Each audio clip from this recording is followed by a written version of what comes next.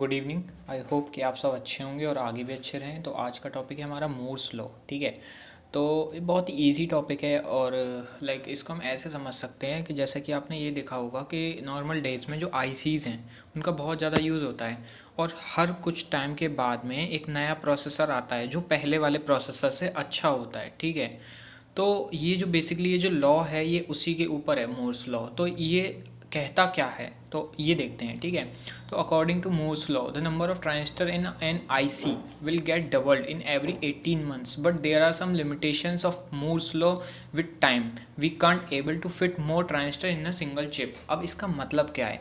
इसका मतलब ये है कि हर 18 महीने में आपकी जो पहले का जो आईसी थी उससे डबल ट्रांजिस्टर आपके नए वाले जो आईसी होगी उसमें हम कर सकते हैं। टेक्नोलॉजी इतनी ग्रो कर जाएगी 18 मंथ्स में कि जो पहले की 18 मंथ्स पुरानी आईसी थी उससे डबल ट्रांजिस्टर नई वाली आईसी में होंगे। बट इसकी एक लिमिटेशन भी है कि आप ये भी जानते हैं कि एक जो पर्टिकुलर एरिया है आप उसमें एक लिमिट तक ही तो एक ट्रांजिस्टर को फिट कर सकते हैं, है ना। तो वो उसकी एक लिमिट है। ठीक है, हम इसको एक इमेज से समझ सकते हैं, जैसे कि ये एक मूर्स लॉ की एक इमेज है। इसमें आप यहाँ पर देख सकते हैं कि ये ईयर दे रखा है 1970s।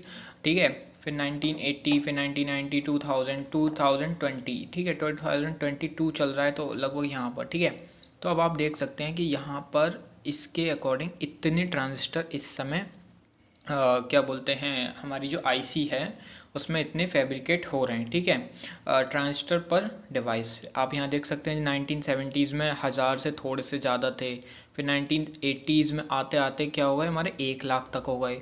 फिर बढ़ के 10 लाख, फिर और मतलब बढ़ते चले गए करोड़ों में, फिर अब तो अरब में चले गए हैं। ठीक है, मतलब मिलियन, ट्रिलियन, ट्रिलियन वाली जो टेक्नोलॉजी है वो अब आने वाली है। ठीक है, और इसको हम एक तरीके से और समझ सकते हैं। पहले जो हमारी आईसीज आती थी वो 90 नैनोमीटर की टेक्नोलॉजी पर आती थी।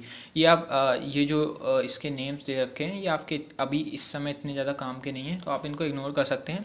ठीक है, तो अभी जो आईसीज आ रही थी कुछ टाइम पहले तक वो 90 नैनोमीटर की आ रही थी, काफ़ी टाइम पहले, मतलब फिर 65 नैनोमीटर हो गया उसका साइज़ जो ट्रांजिस्टर का था, फिर 45, फिर 32, मतलब कम होते होते जो अब एप्पल के जो नए आईसीज आ रही हैं जैसे कि A14, A15 जो आप जानते होंगे, तो वो अब क्या होती हैं कि 7, 4, 3 मतलब इस तरह से अब 2.7 नैनोमीटर की टेक्नोलॉजी पे नॉर्मली वर्क हो रहा है अब। ठीक है, तो और कई बार ऐसा होता है कि एक लिमिट जब आ जाती है तो उसके बाद में फिर हमें एक नई टेक्नोलॉजी को ढूंढना पड़ता है। तो जो अब नई टेक्नोलॉजी इसके बाद की होगी जब लिमिट आ जाएगी तो वो होगी क्वांटम टेक्नोलॉजी।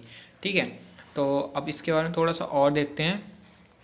बेसिकली जो मूर्स लॉ है वो कुछ और नहीं, बस एक प्रिडिक्शन है। प्रिडिक्शन मीन्स क्या होता है कि ऐसा मान लिया था उन्होंने कि ऐसा होगा। ठीक है, तो ये एक प्रिडिक्शन है और ये प्रिडिक्शन की किसने थी? ये एक अमेरिकन इंजीनियर थे जिनका नाम था गॉर्डन मूरे, और जिन्होंने ये प्रिडिक्शन की थी 1965 में कि आगे जो आने वाली आईसीज हैं उसमें कुछ इस तरीके का होगा कि हर 18 मंथ्स में पुरानी आईसी से डबल ट्रांजिस्टर फैब्रिकेट होने लगेंगे। ठीक है, अब जैसे जैसे इसमें क्या होता है कि ट्रांजिस्टर के नंबर बढ़ते जाते हैं वैसे वैसे उसकी कॉम्प्लेक्सिटी भी इंक्रीज़ होगी।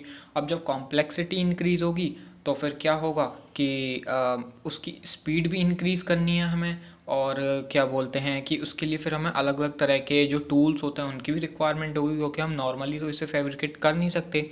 तो हमें फिर नए नए सॉफ्टवेयर्स की भी ज़रूरत होगी और नई मशीन्स की भी ज़रूरत होगी जो इतने छोटे लेवल पर उसको फैब्रिकेट कर सके। ठीक है, अब क्या होता है कि जैसे जैसे हमारा डिवाइस छोटा होता जाता है तो हमें फिर वोल्टेज को भी मेंटेन करके रखना पड़ता है कि वो कम हो जाए। ठीक है, तो पहले क्या होता था कि मतलब 5 वोल्ट पर आईसी वर्क कर रही है, फिर 3 वोल्ट पर, फिर 2 वोल्ट पर। बट अब की जो आईसीज हैं वो 0.7 या 0.8 वोल्टेज पर वो वर्क करती है। ठीक है, तो मतलब काफ़ी लो पावर डिज़ाइन हो गई है वो। ठीक है, तो ये इसके बारे में कुछ डिटेल्स थी। आई होप कि आपको ये वीडियो अच्छी लगी।